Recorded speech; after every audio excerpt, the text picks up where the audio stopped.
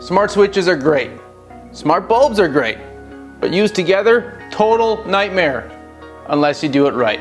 Let's show you how it's done. Hey, it's Pete the Hubitat Hub Whisperer here, helping you make the most of your elevated home. We're back in my living room today where I recently automated these Philips Hue ambient bulbs. Now that automation has worked great so far except for one little issue. This switch. You see, in order for smart bulbs to do their smart bulb thing, they need constant power. And when you switch this switch off, they lose that power, and then the smart bulbs, well, they do nothing at all.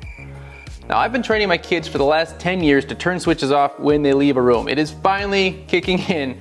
Proud dad here. But now that we're putting smart bulbs in, I need to train them to do the exact opposite. So far, our solution to that has been this. Yeah, it works, but it's not met high approval ratings from a key voting member of our household.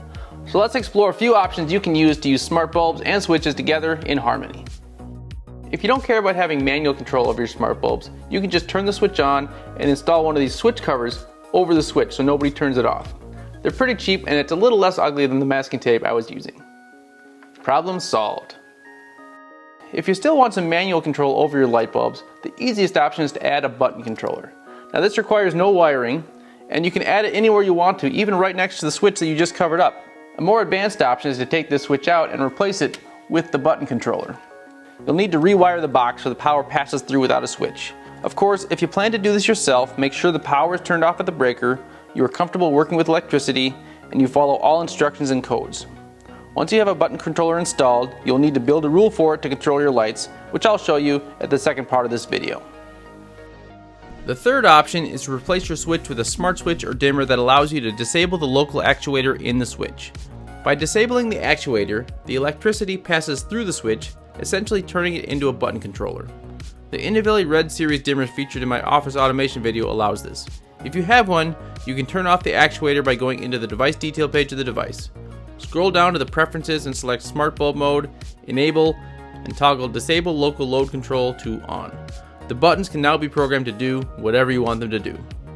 So those are some options for allowing you to use smart switches and smart bulbs together in harmony and potentially save your marriage. You're welcome. So what solution did I go with? I replaced my old switch with this Lutron Pico button controller right here. Now if you're not invested in the Lutron system, don't worry, there's lots of Z-Wave and Zigbee options as well. Now whether you're using a button controller like I did or you're using a switch with the actuator disabled, you're going to need to program that to control your lights. And in this scenario, I'm using the Button Controllers app in my Hubitat Elevation system. Hubitat Elevation offers several apps for automating your buttons and switches. But for button controllers, the best app often is, not surprisingly, the Button Controllers app. So let's open that up. We'll select our button controller and give the rule a name. Now with button controllers, we create a child app for each button action we want. So let's start with the top button, button number 1, and program that to turn our bulbs on when the button is pushed. Depending on your button, you can create different actions when the button is pushed, held, released, etc.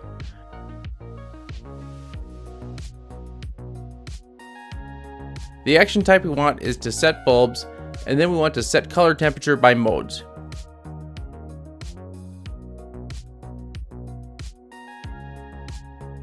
Here we are going to mimic our motion rule we set up in room lighting and have the bulb turn on at different color temperatures and levels based on the current mode.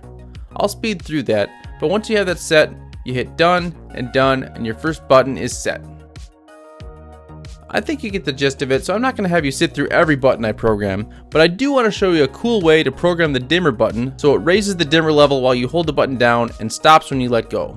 This requires two actions. First, we're going to program button 2 for when it is held. For our actions, we select dimmers and bulbs, then start raising lower dimmer. Make sure raise is bold here. We select our bulbs and we're done with that action.